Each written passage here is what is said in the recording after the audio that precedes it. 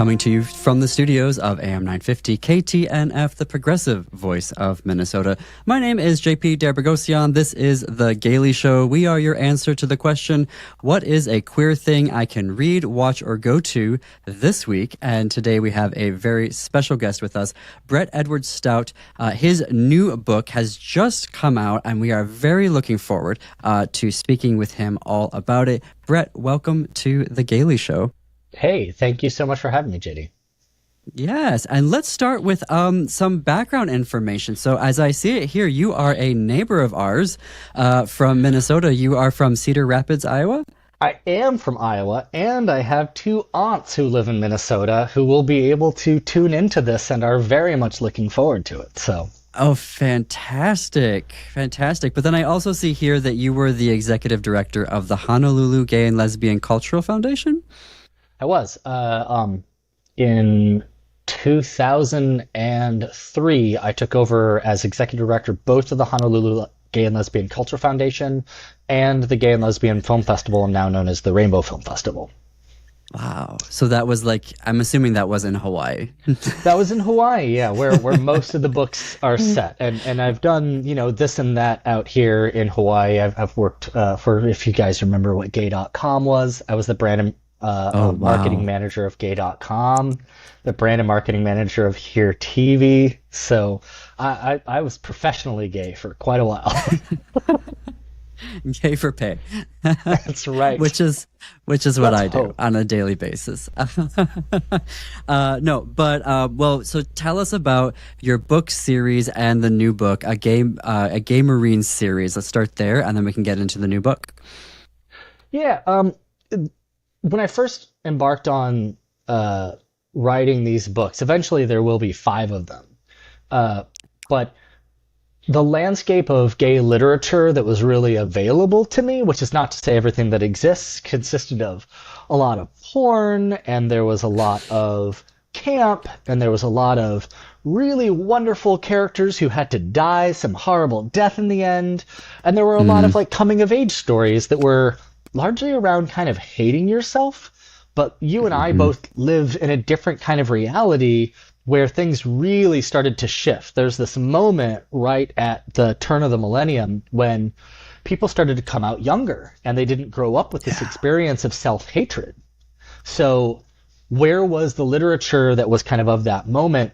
And the book world took a little bit, in my opinion, to kind of catch up to that. So I wanted to write a story about a dynamic character that lived. So the question became, all right, so what is the thing that I really have to say? And since the moment I enlisted in the U.S. Marines, people had been asking me, what was it like to be a Marine? What was it like to be gay in the Marines? What was it like to have been in the Marines? What was it like to hook up with guys in the barracks?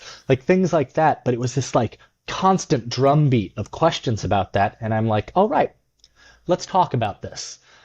But you can't answer that in 25 words or less. So what are you going to do? And so, out comes book number 1, which I approached it by saying, let's not talk about what it was like to be in the military. Let's talk about what it was like to lose being in the military. And so I set the books right as this character that I've created, Brad Spicer, has gotten out in the summer of 2001. And he comes to this realization that if he's not a Marine, he doesn't know what he is anymore. And I think some people experience that when they change a job that's been a career. Some people experience it after school when you've defined yourself as something for so long. And then all of a sudden it's gone. And so he kind of does this thing that I think a lot of us do, which is meet somebody brand new that's in the gay sphere, and then we just consume them 24 hours a day. We see them every day, we text them every day. And that's something that I think is uniquely part of the gay experience. Straight people that I've known through my life, I don't speak for all straight people, but I will. They'll meet somebody over coffee and then message them 2 months later and maybe see them at coffee again. Gay people tend not to do that. Like, we'll meet at the gym. It's like, hey, what are you doing after the gym? Hey, what are you doing after we got this protein shake? Hey, what are you doing later? Hey, want to go see a movie? Hey, you want to go out tonight? And like this series of things will happen.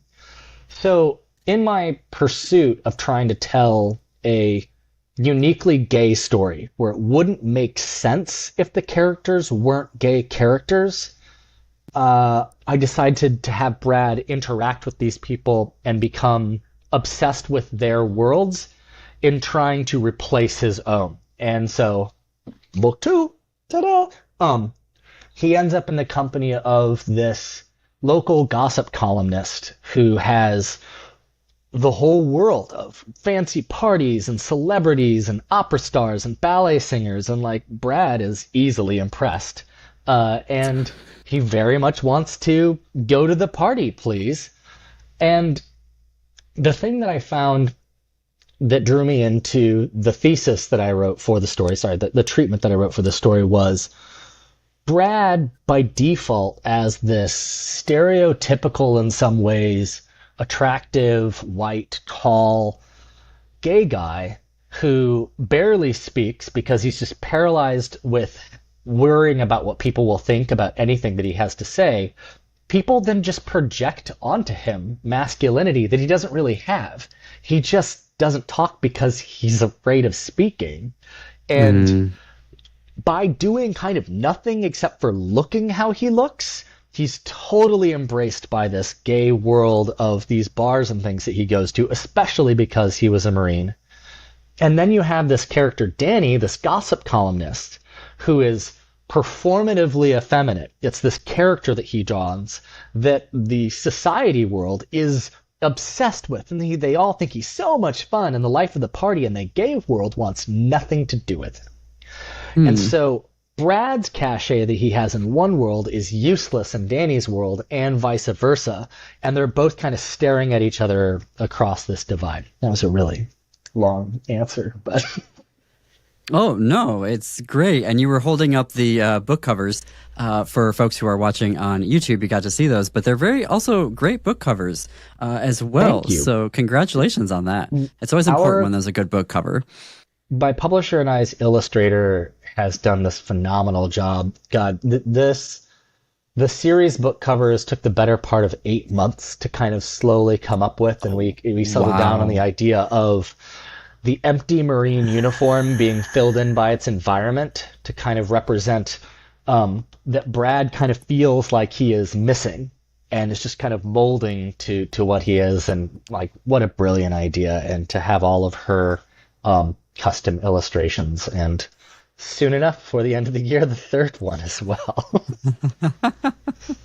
The proof. So 2001. If it's in 2001, so do you have Don't Ask, Don't Tell as a theme within the series or not? Very much. I was part of the Don't Ask, Don't Tell repeal movement. I was pretty involved in that. You're familiar with it, I presume. So in 2006, when they wanted to have this conversation, they being some closeted military officers wanted to reignite the conversation about repealing Don't Ask, Don't Tell. They went out looking for somebody to write a letter that they would distribute to all of Congress, and I'm the one that wrote the letter. Then as HRC started to get involved with how they would approach that, I got kind of just included by default because I had written the letter. But then as things took off, there was a speech that I gave in the White House, and some shenanigans went down, and the things kind of went through. I don't want to take credit for things that were part of a lot of people being involved. But that needed to be part of what this story was going to be. And so talking about it kind of afterwards, Brad's still kind of haunted by this ghost of being afraid every time he walks out of the door of the club. Like, who am I next to? And especially in book 2, because Danny is so overtly effeminate, Brad is constantly embarrassed by that femininity and by that overt gayness. And he doesn't have to be anymore. And he really starts to, in his friendship with him, challenge that within himself there was this cultural gay obsession with hypermasculinity and being seen as masculinity that I think was at the root of why there was so much of a fantasy around military men at that time. And I wanted to set it in 2001 because I think that in September 11th of 2001, the universe that we live in dramatically changed. And that is where this book series will end. I think it's like Titanic. It's not giving it away to know where this goes, but it was a time before we wore our political allegiances on our sleeves. And, back then, like, people didn't even know who the president was. It was nuts. I served in the military. I can't tell you how many guys I knew literally didn't know who the president was. It was a common thing. And it's kind of hard at this point for us to look back at that. So I wanted to kind of pinpoint that and like nail that moment that we had before this massive event that rocked all of us. And just kind of like let that crystallize within the same context that at this point in 2001, we're 5 years out from the kind of like mainstreaming of post second generation protease inhibitors. So like people were starting to survive from HIV, and now today we're doing this 20-year nostalgic look back, and where that look back doesn't involve the funerals and it doesn't involve all of that. So like I really wanted to kind of give the books that kind of moment of levity that we were experiencing in the community in that kind of place. And now the newest book, Point and Shoot. Where are we at now in the story? So we start off in July and we will end in September. So by the time that we get to Point and Shoot, we're in August, where a minor character from book 2, who is a director of adult entertainment centering around young amateur straight Marines, invites Brad to help manage 2 of these Marines on a video shoot on the Big Island. And through it, there are salacious moments in it, but as my publisher said, it's the least salacious graphic encounters that he's ever read. It's really the fact that everything else in its way is kind of titillating, of the Marines just hanging out, that when they actually get to the point where they're stripped down, it's not sexy at all. It's just mechanical and weird, and you suddenly remember this is the difference between being gay and being straight, that these guys on camera aren't gay. And the way that they come in and out of this camaraderie and the places where it kind of overlaps is what I play with. Well, with this sounds very exciting. How do folks follow you on social media? So I'm on Instagram easily at Brett E. Stout. I'm on Patreon as Brett Edward Stout. And there's Facebook for, us old folk. Fantastic, Brett. I have to wrap us up. I apologize for time. This has been very exciting. Come back every time. You are a friend of the show. Thank you so much for having me. Well, that is our show for today. Thanks everyone for listening and or watching. Our podcasts are executive produced by Jim Pounds. Creative and accounting support provided by Gordy Erickson.